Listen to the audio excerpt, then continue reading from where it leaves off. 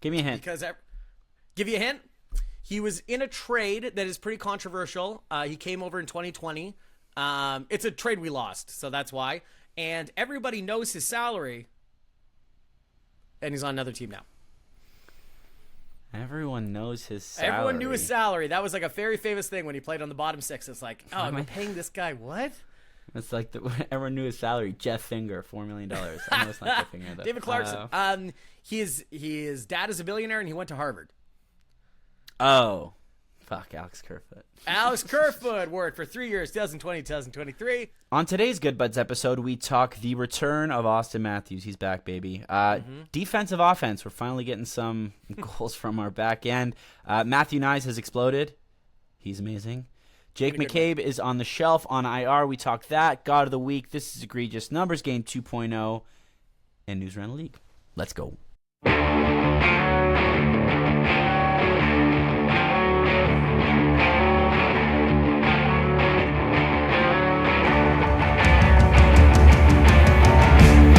What's going on, everybody? Welcome to episode 47 of the Good Buds podcast, a show about the Toronto Maple Leafs, not weed, but weed is tight. My name is Joey Belfiore. I'm here with Andrew Bascom. Andrew, Happy New Year. I guess it's a little too late to say Happy New Year, according to Larry David. It's the 6th.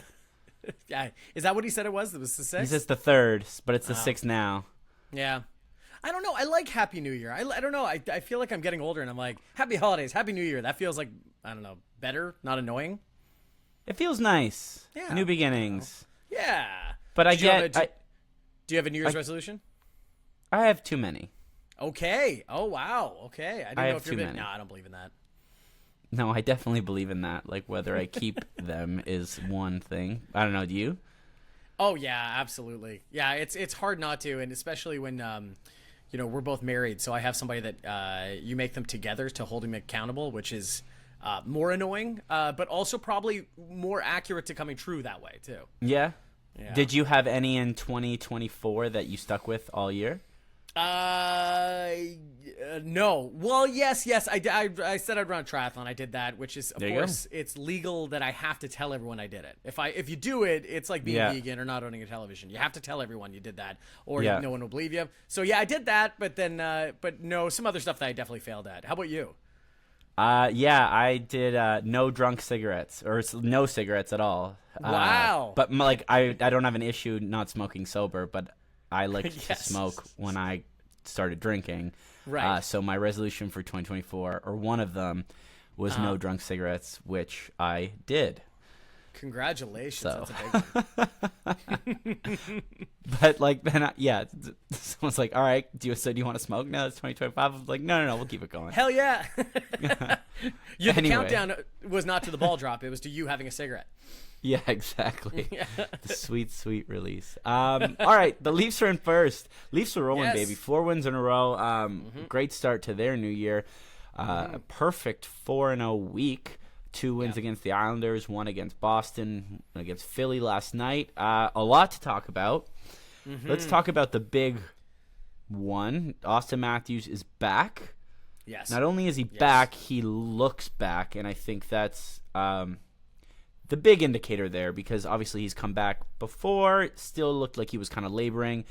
And, I mean, who knows? This might mean he's still sort of fighting through things, and we might see him looking a little worse for wear in a couple weeks after, the season continues to go on. But it's encouraging. What we saw against Boston, against Philly, I thought was encouraging. You?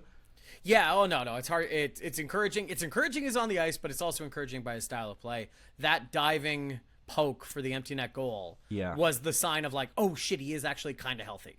And the reason we say this, too, is because not only because of the absence, and he's missed half the games that the Leafs have played, is that he said right before he came back going, I might not be healthy this season. And everyone just went, oh, just all of a sudden now Toronto Maple Leafs fans are very injured. Like, that was like, oh, my stomach hurts. That was not great. But then you watch him play and you just realize that he's so talented, and maybe he's able to overcome whatever this mysterious injury is. Yeah, he's throwing the body around, which is a big indicator. That's something you want to look for. How he hounds the pucks defensively, like takeaways, that's such an Austin Matthews signature. So seeing that against Boston, seeing that leads to a goal. I mean, 2 goals really. was really comforting. And like, yeah, the empty netter was huge. To go all out and just lay your body out. Yes, is a big sign that, okay, I'm feeling good. I'm feeling good enough to dive. Yeah. And do whatever I can for the team. So I mean, what he says is something that you're like. And then you had like Brian Hayes and Jonas Siegel basically saying we're not going to see him this week. And then next day, no, he's playing against Boston. So it was like, here we go. We got a back-to-back. And he's there and ready to go. Guessing injuries on this team, like, honest to God, it's just a losing proposition. No matter what, you will just lose, because that is just, it's unbelievable. Berube says one thing, the reporters think one thing, and it's like, I always love to, is that we beat up, in general, people beat up on the media because they're like, they're, whatever, Jonas Siegel's trying to lie, I guess, or whatever it is. But it's like, he's just making an educated guess based on what he's been told, and even they're getting it wildly wrong. So it's just amazing. Yeah, I feel like we would have said the same thing. I mean, just by the way the updates we were getting, I thought it was going to be a long while before we saw him. But he's back. Looks good. Looks like Austin. I mean, an empty netter goal. That's probably as nice of an empty netter goal as you're going to see, so we'll take 100%. Just all hustle. Yeah. Yeah, and a few helpers here and there. Helping Mr. Matthew Knies get on the score sheet in a big way. Hello. Hat trick against the Bruins. Another one against Philly last night. This is the Matthew Knies that we want to see take a step. Obviously, he was struggling a little bit there in December, but I mean, that his second goal against Boston was gorgeous. That back, like, just undressing the D and then turning around in a nice little spinorama to get past that loser Jeremy Swayman. It is amazing because he looked dominant, and it's one of those things that early in the season you felt. He was physical, he was offensive, like he was a threat every time he was on the ice, and we've lost a little bit of that, and I think it's no coincidence, and a lot of people have pointed to, when he got his concussion, him coming back, it's not been the same. Let's just go with that. He's still a very good player, he's very talented, but it wasn't that like aggressive nature, oh my God, you can just see when he's on the ice all the time, and that Boston game especially, at 4-point night, oh my God, you just saw him everywhere. And that's the kind of thing, a left winger, especially, going to help Austin Matthews out, because that, being on that side there and being that physical presence, oh my God, he was just everywhere. Like, it felt like he was being double shifted. Yeah, he was everywhere. And you know what? Like, head injuries will do that to you, right? They make you second guess things. Yeah. It's a scary thing to go through, and I think it's one thing to say, oh, okay, I'm feeling symptom-free, I'm ready to get back on the ice, but it's another thing to then trust yourself and trust your game to allow yourself to let loose. Yes. I think it's the scariest type of injury, because you don't really know what's coming. And I think it makes sense for it to take a little bit of a while for his game to come back, because he plays, like Berube says, a reckless style of hockey. But that was mid-November. What was it? We were at that game that he got injured in. That was mid-November. Yeah, mid-November. So, a month and a bit, and it seems like he's finally getting back on track. I mean, one of the Islanders games where he had that disallowed goal, like, that was gorgeous as well. I know it didn't count, but he got like 3 of his own rebounds. I know. It's crazy. And it's just so much of, like, you're right, it's just aggressive. And so you have to kind of blindly do things. You have to be able to make moves without fully looking at it ahead of time. And that is scary, especially when you've had a concussion.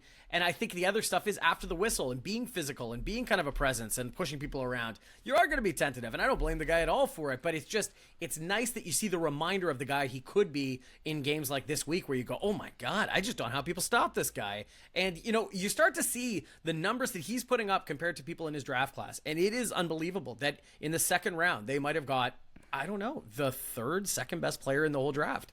Yeah, you know what? Things are super positive right now. So they are.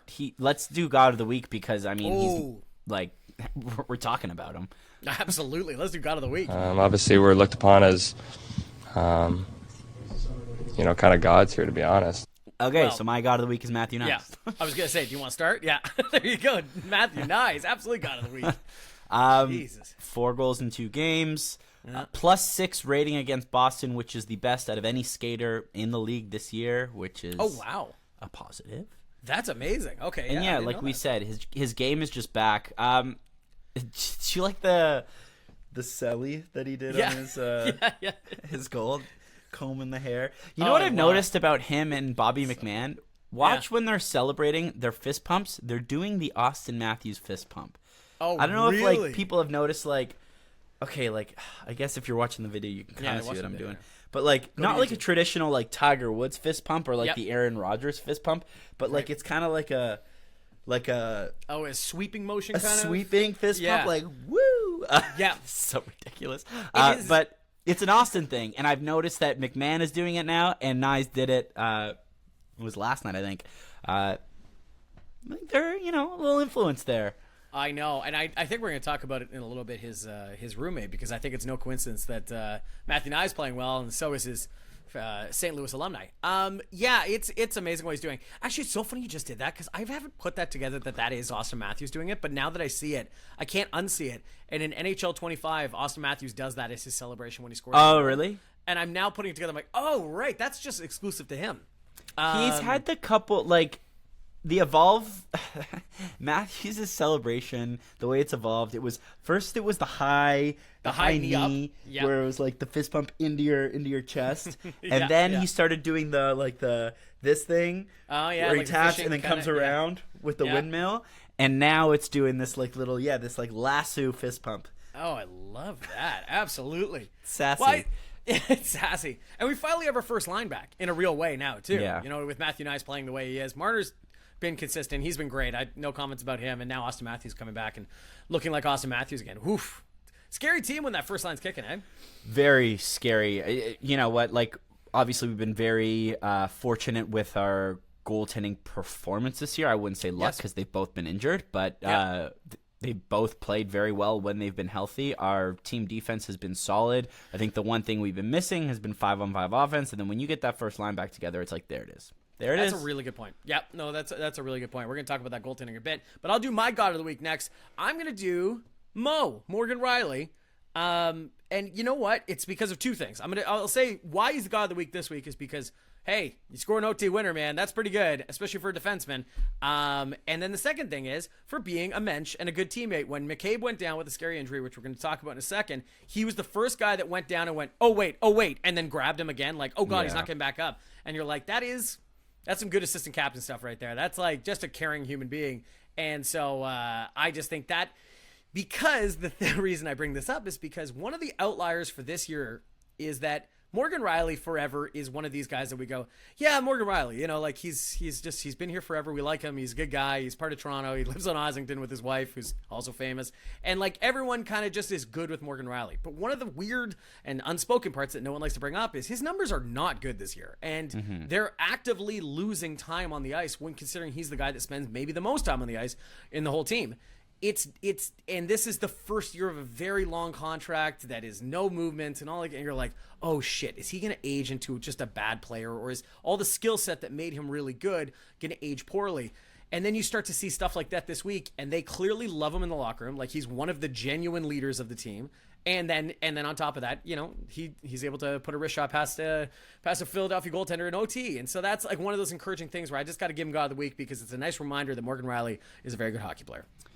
It was nice to see because he has been fighting it this year. I mean, he before last night, like essentially like zero offensive production, and that's his game. Obviously, his greatest attribute is he's a fantastic skater, and he can drive the play offensively from back there. I mean, sometimes he gets himself into trouble by pinching, but when he's not producing, it's kind of like, what else is he bringing? And I think we've been asking ourselves that question this year. But yeah, it is that unspoken thing because you're like, it's Morgan Riley, right? Like I said after the Tampa series win, I'm like, I'm not going to say anything bad about Morgan Riley ever again. So it was nice to see.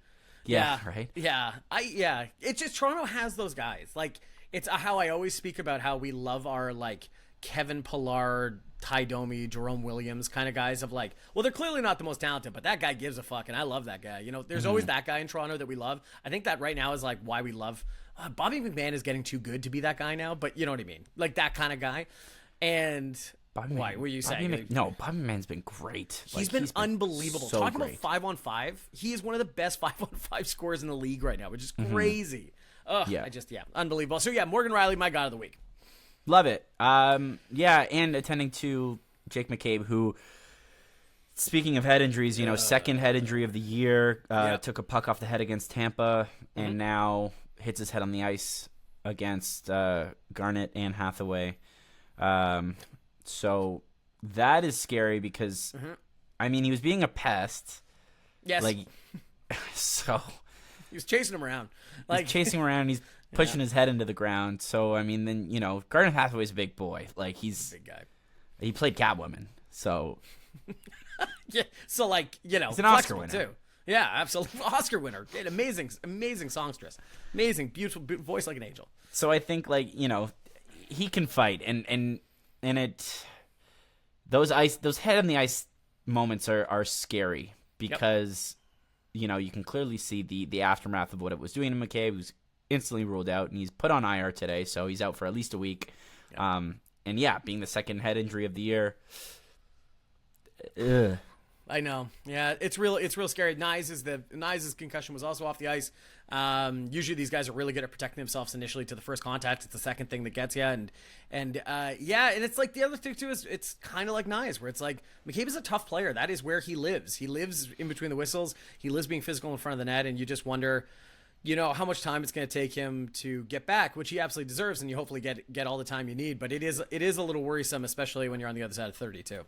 Yeah, and he's been one of our best players this year. He really has been unbelievable. So you really want to get him back as long as he's healthy ASAP. Now you're okay, that McCabe Tanev pairing has been lights out.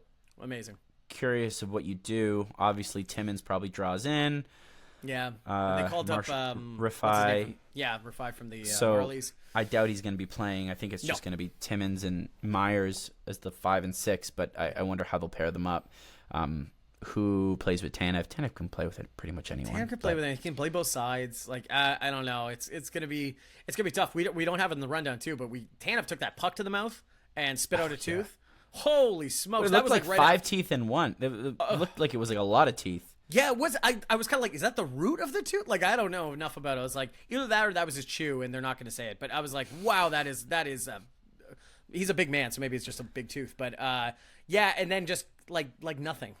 Yeah, okay, just got to keep playing hockey. I can't believe how I was critical of the signing in the way that you're that's an old man that we're signing to a lot of years and whatever it is. But he is the most ho-hum, does his job, and just walks off and goes, yeah, okay, whatever. And you're yeah, that was really good. Way to go. It's kind of like Roy Halladay in a way where he just didn't say anything and he just went out and was excellent and then just walked off and you're well, that was pretty good. The silent assassin. Yeah, he's just amazing. I didn't know that it was a Morgan Riley shot tipped by Mitch that caused all of those teeth to fall out when Tanev was playing in Vancouver. I didn't know it was us. Oh yeah, that was they'd made a reference to that afterwards of he had to buy him a beer or something like that, and which is also maybe the most Chris Tanev thing of all time. Just just buy me a beer. I want to put a cold thing to my mouth. Yeah. All right, cool. So here's a question. Yeah. Now with the whole McCabe thing, getting injured from that Garnett and Hathaway thing. So Max Domi gets fined $5,000 for clearly elbowing him. That was chill, Max. Again, chill. It's the Nazem Kadri thing. Chill the fuck out. Yeah. That was a clear, not great looking elbow. So now you're are we gonna see a response? We got Philly tomorrow. So are we gonna see something? Is Ryan Reeves getting in the lineup? Is Ryan Reeves going to tap in? Yeah, I was wondering about that. That was where my brain naturally went, considering he has not fought this year and is looking for a purpose to get into the lineup. This really feels like that, doesn't it? Also, we're missing somebody now. You could shift some people around. I don't know. You might. And also, I just want to say about the Domi not suspension. See, I already said it. The fine. Next time I'm reminded of hey, they really punched Toronto. I was that could have been a 1 or 2 game suspension. I just considering how much of a war path they have against the Toronto Maple Leafs sometimes. So, yeah, I don't know. I think it's Reeves probably. The team is pretty tough top to bottom, so it's not like you need to find other people. Chris Tanev might rough him up for all I know. What do you think? Do you put Reeves in the lineup just for this purpose, or do you care more about the excellence of the team, which doesn't include Ryan Reeves, obviously? Yeah, no, I don't. Okay. I think Simon Benoit is perfectly capable of doing that. Yeah. Again, Hathaway is a very large man. He's a big person. So it's not like Max Domi's going to be fighting him. I wouldn't put it past Max Domi. He'll fucking fight anyone. But it's just that's true. Holding his own. You want someone to hold their own against them. Right. if I had to bet, I would say it's going to be Benoit. We'll see. That's interesting. Yeah, I wonder if that's it. And I wonder if he takes the bait too, like I'm gonna go after somebody, or we're just gonna play hockey, and if it happens, it happens. Yeah, I referenced it earlier too when we were talking about Knies, because one of the things we talked about last week was now that Stolarz is out, our goaltending, save percentage specifically, has dropped so much, and we're coming back to you like a week later, and that story is very different all of a sudden because Joseph Woll is playing well. He played so well against the Islanders. Both those games, he was lights out. Yeah, he looked so solid, which is just more than anything. Even when the goals go in or whatever like that, just look solid and have enough confidence when it happens. And man, he played well. He did. The Boston game worries me a little bit, if I'm being honest with you. It's just like this fucking team can't hold a goddamn lead against Boston. No. It's the same, just like nothing feels safe. Yeah. And especially when we were up by 2 after Mitch gets that first empty netter and Boston calls a timeout and draws up a play. And the play they draw up is literally perfect, where Pasternak's like, no one has taken him. No one has any idea where he is, except that's the one person who you should be knowing where he is at all fucking times. And he's just right down low, gets the pass, and open net tap in. So that bothers me just a little bit. And I mean, yeah, the game ends the way we want it to. Matthews then gets the empty netter. We win by 2. It's just, we are going to be facing this team in the playoffs. Yeah. More than likely. That's probably what's happening. And you need to be able to hold a lead against this team.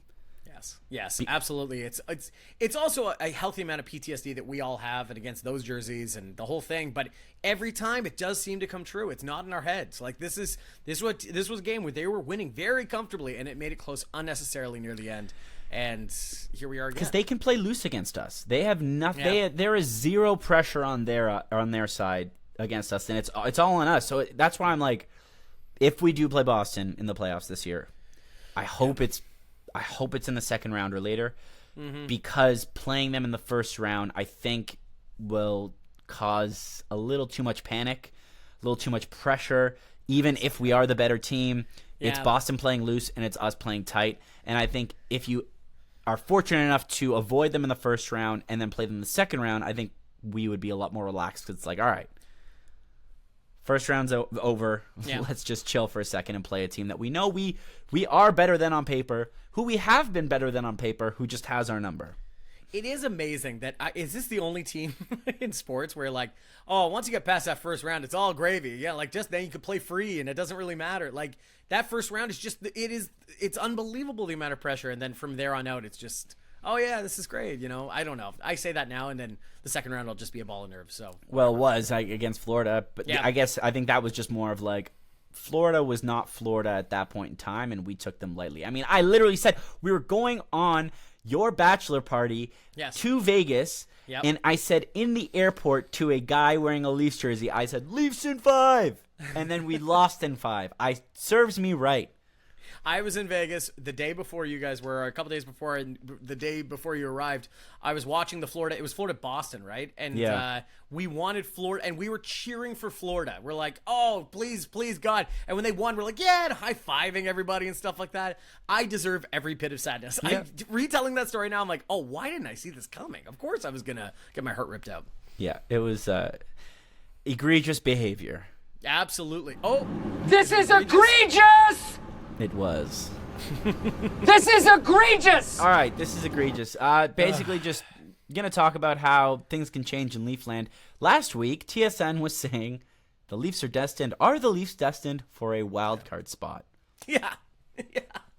A wild card spot.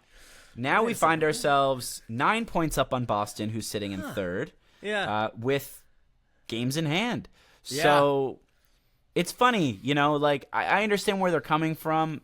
Austin Matthews had not returned at that point in time. You're like, okay, can they hold off being without him for who knows how long? But this team can roll. This team's looking like a much different Leafs team, just by the way they can handle, I think, their shortcomings, the way they're handling adversity. They've been very, very injured all year long. Yes. And yet they are first in the Atlantic, now starting to pad a little bit of a lead here, second in the conference. Chill out, TSN. We got half a season to go. Chill out. I know they do stuff, and this is where Toronto and where we live, Toronto, and the rest of the country unite. Where they're like, all they talk about is the Leafs, and now Toronto goes, all they talk about is the fucking Leafs, because they know it gets a rise out of us, the biggest media market in the country, because we watch it and we go, what the fuck? And then everyone else in the country goes, why are they doing this? And you go, I agree. I have no idea other than to get a rise out of us. It's stupid, it's baity, and yet it works totally. Mm-hmm. Drives me crazy. That's egregious. Yeah, absolutely. Well, my egregious is going to be about Team Canada. We'll talk about Team Canada in a little bit, I guess, but it's just... I really want to talk about Dave Cameron, the construction of the team, and more importantly, because it's the Leafs podcast, I want to talk about Easton Cowan. Now that Trudeau's resigned, everyone's number one enemy. So Easton Cowan it's unbelievable what they do to these kids, and I worry sometimes about the scarlet letter that is the Toronto Maple Leafs and the logo that they put on your back, and everyone knows that this kid is incredibly talented, and wow, he's going to go to Leafs probably next year, and that's going to be really exciting for everybody, and that makes everybody, even though he's wearing a Team Canada jersey, hate the kid. Now, he had some rough moments, he had some amazing moments, but these rough moments get this kid killed. He's not the savior on a team without a savior. There's no Bedard this year. There's no, I don't know, years past all these prodigies. But there is kids like Easton Cowan who's going to be a very functional NHLer, and he just gets murdered on a national stage because this team and its construction was poor, and we put it all in the back of an 18-year-old, 19-year-old kid. And that just sucks. So I just would say, in a country that loves its hockey and its team was very disappointing, no doubt, I would say maybe ease up on these kids because they are children nonetheless. Yeah, it's the juniors, man. I know. Relax. Old men get who should the only people who reserve the right to be pissed about this shit are high schoolers. Yeah. Sure, tear your hair out. Yeah. You're in high school, Yeah. But once once you become an adult, just chill the fuck out. It's the juniors. Yeah, you don't have money. Well, you might have money on the line, but you don't have I just don't get the idea that worst performance of all time. You're like, how? He played 4 games. That's impossible. Didn't he lead the team in points too? Yes, he led the team in points. I mean, that one clip is hilarious. I think it's going to be a great clip of where he's coming down. He's got just the I don't even know which Canadian player it was where he doesn't pass and he takes the shot and the other guy's like, "Oh my god!" while they're playing, which is a funny moment. But yeah, we could talk we could talk about the juniors right now. Yeah, quickly. let's talk about the juniors. It's I don't know. I don't put too much stock into it. I find it entertaining and kind of a fun little tournament. Yeah, but. Yeah, it was a poorly constructed team. You left so many high draft picks off the roster. Dave Cameron's gotta go. This is what happens when you have 2 back-to-back quarterfinal losses. Yeah. Time for change, and you move on. All credit to Czechia, to the States. They were so much better than we were, and we didn't deserve to be anywhere near the medals. And you know what? The thing that this is good for is I think it injects some sort of pride into this Four Nations Mickey Mouse thing. Yes. I completely agree with you. Dave Cameron. What happened to Dave Cameron? He's got a closet full of medals. It's not did you forget how to coach? I guess that's kind of what happens to older coaches and whatever. Also a weird thing, Dave Cameron was the St. Mike's coach when I was in high school. So I saw him in the hallways all the time. He is aged, and it reminds me looking at him that I'm like, oh, I'm getting old. I agree with you that it is a reminder for, the Epcot Center presents the Four Nations Cup. That I just worry so much about the Four Nations Cup in the way that I care about it now so much, but depending on how this goes and how the tournament goes and how it's perceived, that I could just forget about it so fast. Like that cup that we just talked about 2 weeks ago that I can't even remember. Was it the World Cup? With the North America and Canada, and there's a North America team under 25 from a few years ago. Matthews' draft year. Yeah. Yeah, that year. I can't even tell you, that felt so important right before it started. Then it started, and you're like, yeah, okay, whatever. And then it ended, and I've never thought about it ever again. Here's the reason why. Yeah, because the Leafs generation this generation of Leaf hockey is exciting. Think about where we were in 2010. We were in one of the worst eras of Leaf hockey, and that's why we cared so much about the goddamn Olympics, and we cared so much about Team Canada. And I think we needed something, at least, Toronto fans needed some sort of a hockey win. Right. It was 2004 to 2016 was probably the darkest era in our generation of Leafs probably. hockey. So it was like anything you can grab onto where it was like, yeah, we're going to latch on to Team Canada because these guys should actually win. Mm-hmm. Yeah, we're going to enjoy the juniors because these guys should actually win. Now that we have a much better Leaf team, a team that's built for success, a team that can win. Yep. I don't really care about the rest of it. It's fun, but I don't really care about it. No, I don't either. And now it's so much so the other way where I go, I am so removed from the tournament that I go, Austin Matthews better not play on Team USA. And not because I want to see Team USA lose, but because the Toronto Maple Leafs are clearly number one. And I don't want to see one of the best players in the world, who might be hurt already, wink, wink, he is, play on this stupid tournament. Yeah, absolutely not. Yeah. He should not be playing. No, absolutely. Whatever. That's so. Yet we'll probably have a preview in a couple weeks. All right, the week ahead, we got Philly again tomorrow, and then Carolina on Thursday, and then Vancouver on Saturday. That's always fun. Yeah. The animosity between two teams in different conferences is always fun. Easy to hate the Canucks. We know they hate us. Yeah, absolutely. And it's, I'm sure it's like the Winnipeg thing. It's like, what's better than beating the Toronto Maple Leafs? Like, so many teams feel that way, and I think it's only amplified when you're in Canada. Yeah, the Leafs are doing for sure. They're doing their mentor trip. So it started yesterday, and now goes through to the end of the road trip, or the mini road trip. So they're bringing mentors, and Austin Matthews has brought Joe Thornton, which I think is hilarious. It's very cute. It's very cute. I like it because that whole year when they had him and stuff like that, and he was like the dad to like so many of the young guys, and it's fun to see that has continued. Like, that's very cute. I like that a lot. Yeah, Clark and Gilmore are also on the trip. Just nice. I think they just invited them. But Matthews selected Joe Thornton. It's like, all right, Morgan Riley, who'd you bring? My older brother. Austin Matthews, who'd you bring? Joe Thornton. Joe Thornton. Yeah, it's like somebody's like, who'd you bring? Joe Biden. I really respect him. He's on the trip. I love the idea is like, why didn't Austin Matthews take one of his parents? It's like, well, his parents are at every game, so I don't think it would be anything new on this trip that his parents are there. Yeah. All right, you want to do numbers game? Let's do it. Numbers game, a new version of the same game from last year where I pick a number between 1 and 99, and Joey has to name two Leafs who have worn that number. Joey cannot name a player who is currently on the roster, and if less than two Leafs have ever won the number, I'll let you know beforehand. Joey, this is very much not true with this number. We're going back to the well of a big one. We're going with number... I am now double checking that I have not picked this number, which I have not. Number 15. There was a name on there that scared me for a second where I was like, wait a second. Yep. I got two. You got two? Okay, let's see on these big ones, though. How many could you get? It's funny, like, my brain is weird where it's like, I've got two, and now I just can't even think of anyone else. Like, it's like shut down. Yeah. There's got to be 25 players that have worn this number. Now, I will say... yes, a few of the older ones, but a lot of players from the 80s. Actually, that is the decade that a lot of players have worn. I will say not a ton of famous players, so I'm going to give you a pass on this one. There's a few that I definitely know you'll know from the modern days, though. All right, so the most famous, Mr. Tomáš Kaberle. Yes, Tomáš Kaberle. Just picked to the Leafs first team. Which, or 20 quarter century first team. That's what it was. And number two...